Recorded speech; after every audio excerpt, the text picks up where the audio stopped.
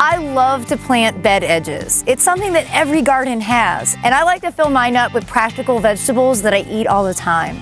So today I'm actually going to be planting some potatoes. I planted these just a month ago, and they're already growing. They're already over a foot tall.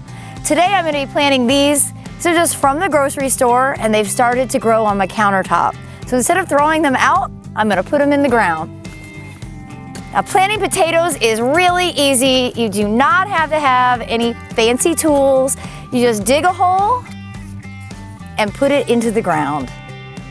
I plant my potatoes about every 15 inches. That way I have a nice solid border, and I can come out and harvest whenever I need potatoes.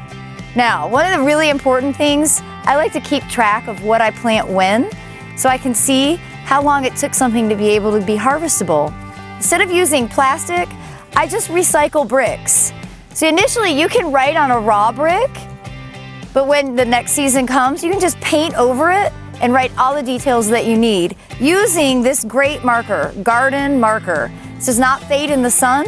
You see, this is actually from last summer and it still shows all my details.